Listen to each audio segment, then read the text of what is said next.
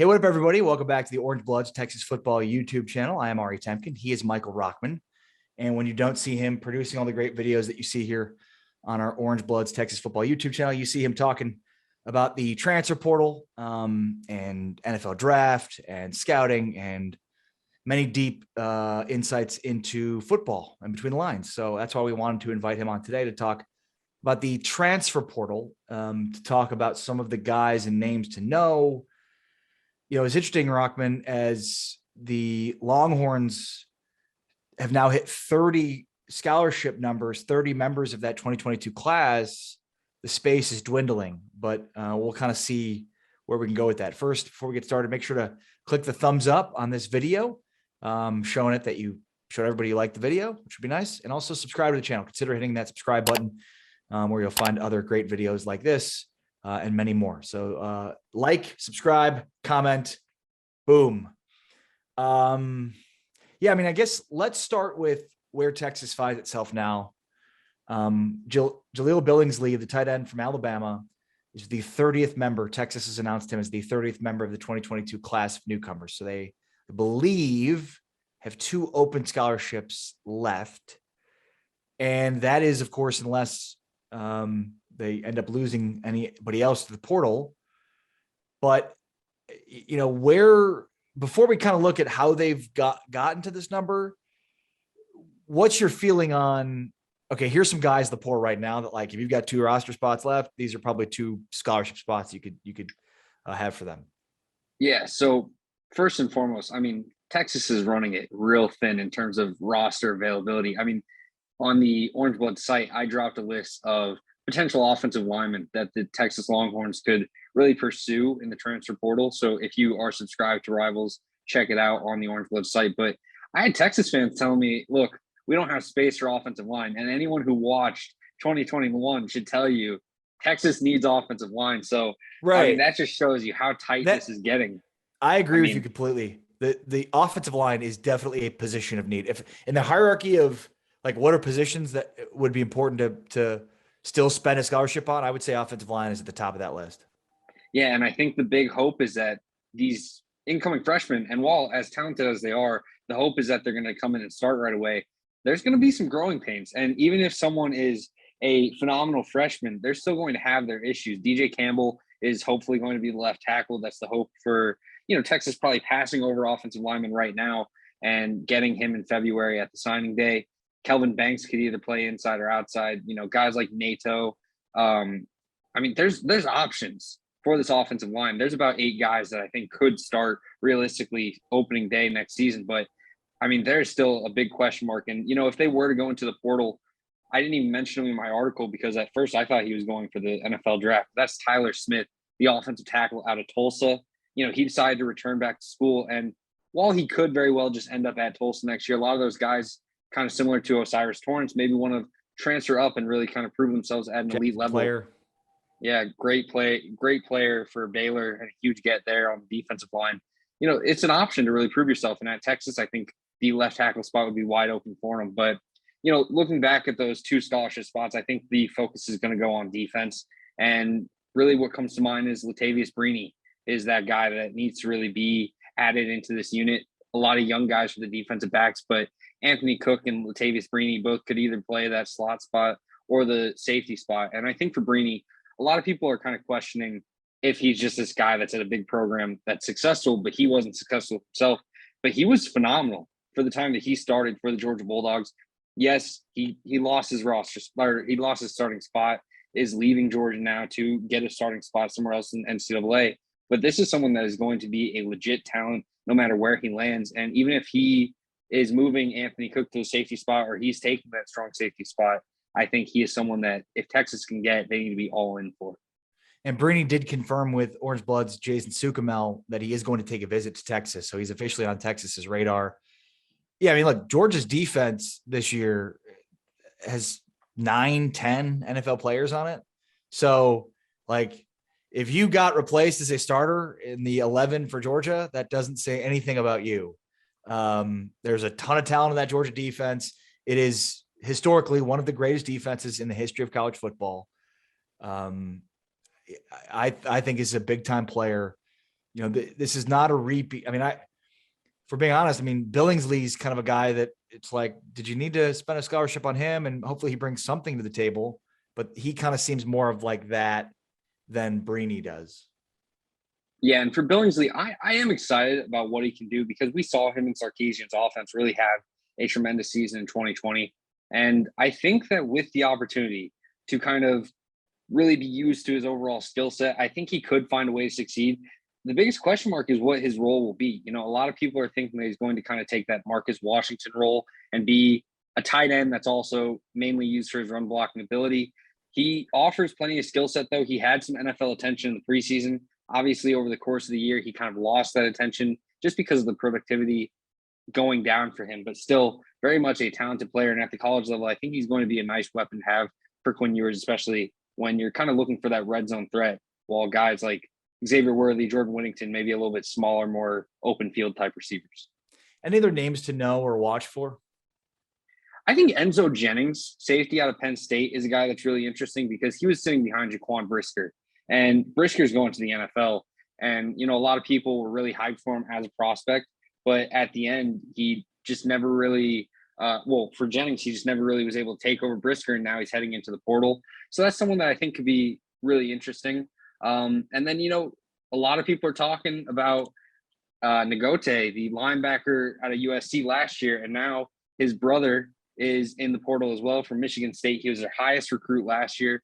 Texas has been in on linebackers, in on edge rushers. I think Gaoteote is definitely a linebacker through and through, but he could be someone that if Texas is really interested, they showed interest in Jalen Moody out of Alabama, then Gaoteote could also possibly fill that bill. Usually guys don't leave Michigan State. They're going to Michigan State. What does he project as? Is he a pass rusher? Is he an outside linebacker? Like, where do you see him? I think he's, your traditional linebacker in terms of really just kind of playing in the middle. I think he would kind of be in that type of Brockermeyer role. He has outside linebacker capabilities, but I think really he's best as a run stuffer more so than a pass rusher. From the high school tape, I liked his tackling ability. He's 6'2", 220. At least that was the way it was. Just an important ingredient for middle linebacker, especially given what we saw last year against the run. Right. Yeah, of course. No, I absolutely agree with you. I think he's someone that, it's always hard to project that jump from high school to college ball, but from his high school film, he looked like a very good tackler, and he obviously has a nice athletic background, assuming he shares the same family tree with his brother. Yeah, good point. All right, so from a positional hierarchy standpoint, because I think the position we just talked about, middle linebacker, maybe the most important considering how bad the run defense was last year and the importance of second level tackling and run fits and all the things that go into it. Wide receiver high on my list too. I'm kind of buying the offensive line stuff with the young group. Like I'd be okay, but it's probably third for me, which says a lot. So I guess I'd say linebacker, wide receiver, offensive line. And that's not even taking into account pass rush probably is up there too. Fourth right there in the top five. I mean, what am I missing here? Just splitting that linebacker and edge rusher position, I guess, but really ultimately, it's really narrowed down the needs. They've addressed it pretty well. I know Texas has started out kind of slow in the portal and people were wondering, is Sarkisian really just going to be all in on recruiting? But he has hit some pretty big needs in the portal and gotten some pretty big players. So I'm pleased with the overall job that he's done. I think now the question mark is how are they going to fill out these needs for the immediate future compared to the long term? And I'm also curious too. I wonder, so from how many, so there are 3 transfers. Is that what they're at?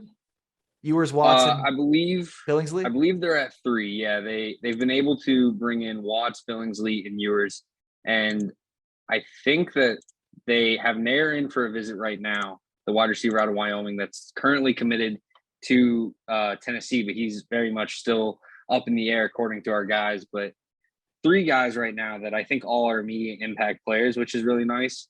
I think one thing that we're going to see out of Texas is they're okay waiting until late spring, early summer to kind of reassess their roster. And if some of these younger guys aren't ready, especially on the offensive line, that's when they'll start making calls and really pursuing these guys in the portal as compared to, trying right now and then maybe closing themselves out of potential long-term fixes for their team.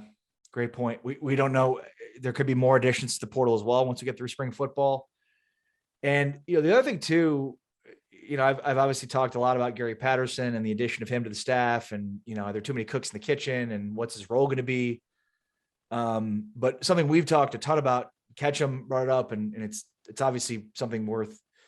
A lot of the players on defense could show improvements year over year because of the addition of Gary Patterson. His ability to develop defensive players is second to none. And so the role that I would see for him more than anything else is in player development and getting TCU players developed. Texas players, a lot of them don't develop and end up becoming undrafted free agents as 5 or 4-star recruits previously. So we can evaluate this roster, especially the defensive side of football, and be like, well, that guy didn't do anything. He needs to be upgraded there. This guy's not good. And there's truth in that. Some of those guys probably genuinely are, but also there's going to be guys that are going to develop under Gary Patterson. And again, we'll see what his role is and when it's official that he's been hired, even though he's come to basketball games with Texas stuff on. But don't sleep on his ability to develop some of these guys that we think we've seen enough of, but that could turn over a new leaf with a new coach like Gary Patterson. Right. And in regards to recruiting, a lot of people are talking about this immediate impact of the offensive line. And then immediately at the Under Armour game, there's some concerns about Kelvin Banks because he had some bad reps. But how about guys like Justice Finkley, who absolutely tore it up at the Under Armour event? And, we could see some immediate impact from guys like him, Jamon Tapp, Jure Bledsoe. There's plenty of guys that could come in and surprise and maybe have some immediate contributions to where maybe this edge rushing need isn't so much that, wow, we need a total overhaul as, okay, we got some young guys that are going to be able to produce. Maybe we just need one veteran like an Ochaun Mathis to really kind of complete the group as compared to as poorly as it was last year, because this is a different group. And like you said, some growth could also be had as well. All right. If you could only sign one of the guys that have in or will have in, the Wyoming receiver, the middle linebacker from Michigan State, the Georgia player, who would it be? It'd have to be Mathis. If it was just one person who hasn't yet committed, I think I'd go Mathis and be sure to get the edge position, because I think with the cornerback talent in the room, there's Jahdae Barron, there's Ryan Watts, there's Deshaun Jamison, there's Anthony Cook. I think there's a way to where Cook could go to strong safety. Maybe Jamison has the athleticism and quickness to maybe move into the slot or something. I think someone could fill in that role well enough. Whereas at the edge right now, there's too much uncertainty. Ovie Gofu, I think, can hold down his role, but I think there still needs to be someone else off the edge. I trust Jalen Ford and DeMarvion Overshown with Brockermeyer in rotation. I still want to hold out hope for the offensive line, despite how young it is. I do think, maybe some experience early could help them in the long term. So it's that edge position where I'm saying, look, maybe there's some recruits, but at the same time, I definitely need someone who's going to step in and I know will produce, and that's Ochaun Mathis. You literally cannot have enough pass rushers. You cannot. Absolutely. You cannot. And Mathis wasn't even a guy I named, but you're right. I mean, Ochaun Mathis is he could have declared and been a draft pick this year. He I don't know where he would have gone, probably higher after 2020 than after this season, because he didn't have a great season, but he would be drafted this year. So anytime you can add a guy that is like an NFL caliber player today, probably should do it.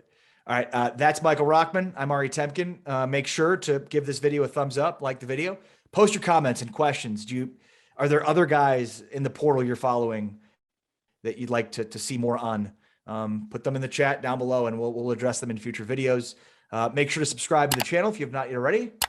But for now, we're out. Peace.